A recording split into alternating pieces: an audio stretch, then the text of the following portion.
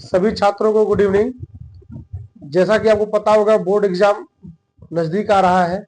12th वाले बच्चों के लिए थोड़ा सा स्ट्रगल का समय होता है ये, और आपके लिए क्वेश्चन लेकर आए हैं। बहुत ही इंपॉर्टेंट क्वेश्चन है ये, बोर्ड एग्जाम में 2014 2016 में आया हुआ क्वेश्चन है। ये कह रहा संलग्न परिपथ में बिंदु ए और बी के बीच तुल्य प्रतिरोध ज्ञात कीजिए, वैद्युत धारा I का मान तथा वैद्युत शक्ति क्षय भी ज्ञात कीजिए। इस परिपथ में आपको इक्विवेलेंट रेजिस्टेंस निकालना है, इसमें कितना करंट फ्लो हो रहा है वो निकालना है, और विद्युत शक्ति क्षय ये भी निकालना है। चलिए इसको सॉल्व करते हैं। ये आपको दिख रहा होगा, ये जो सर्किट है कॉम्प्लेक्स सर्किट है, और ये व्हीट स्टोन ब्रिज जैसा दिखाई दे रहा है आपको। जब इसका एफवीडी बनाएंगे हम, कुछ इस तरह से बनेगा। देखिए कुछ इस तरह से बनेगा, कुछ इस तरह से। यहां देखिए कुछ इस तरह से बनेगा, कुछ इस तरह से बनेगा, और कुछ इस तरह से। ये रहा, ये देखिए ये कितना है 10 ओम, और ये कितना है 20 ओम। ये 10 ओम हो गया, ये 20 ओम हो गया। ये देखिए ये हो गया आपका 5 ओम, और ये क्या हो गया 10 ओम। 5 ओम और 10 ओम, और ये आपका बीच का हो गया 10 ओम। और यहां से टर्मिनल निकालिए, तो ये आपका हो गया प्लस माइनस कितना वोल्ट लगा हुआ है, 5 वोल्ट लगा हुआ है। ऐसे ये पॉइंट हो गया ए, ये पॉइंट हो गया बी, ये पॉइंट हो गया सी, और ये पॉइंट क्या हो गया डी हो गया। अब यहां देखिए, जब वेन VC बराबर VD, जब VC और VD का विभव बराबर हो जाता है, तब इसमें I बराबर क्या दिखाता है 0, यानी करेंट CD विल बी 0। जब VC बराबर VD हो जाएगा तो इसमें CD में कोई करंट नहीं प्रवाहित होगा, तब सेतु संतुलित होगा। तब सेतु क्या होगा, संतुलित होगा, संतुलित होगा। इस दशा में मान लेते हैं करंट इसमें I1 जा रहा है, इसमें करंट I2 जा रहा है। जो करंट इसमें जाएगा वही करंट इसमें जाएगा। ये I1 हो गया, ये करंट I2 है, तो ये भी क्या इसमें क्या जाएगा I2 हो जाएगा। अब देखिए ये और ये दोनों सीरीज में हो गए, यानी AC प्रतिरोध AC और प्रतिरोध CB सीरीज में हो गए। तब प्रतिरोध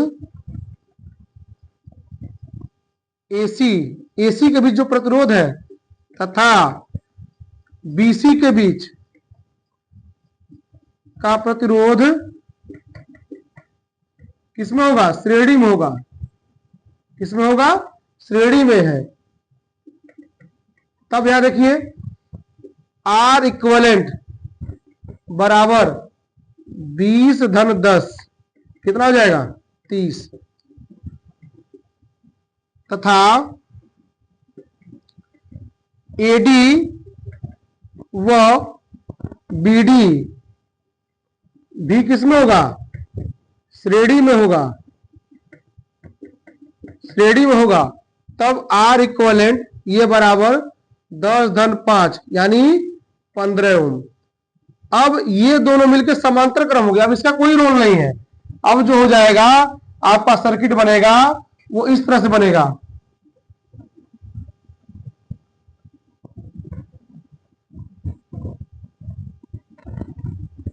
ये बन गया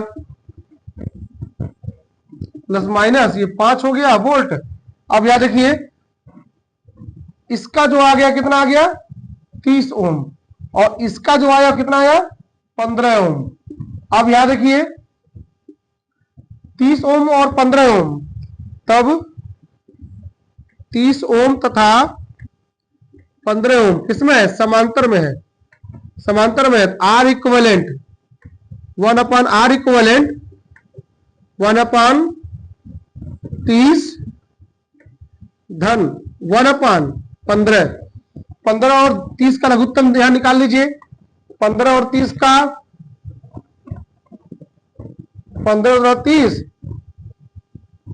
15 का नाम 15, 15 दूना 30, 30 होगा। तो 1/r equivalent is equal to, इसका लघुत्तम क्या होगा 30 हो जाएगा।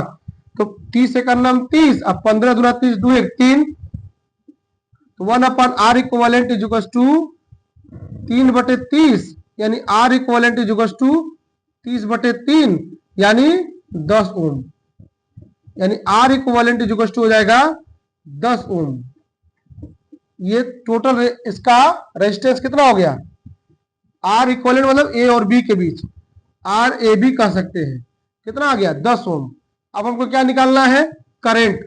I बराबर होता है V/RAB, V का मान कितना है 5 और RAB का मान कितना है 10, यानी 0.5 एम्पियर करंट आ गया।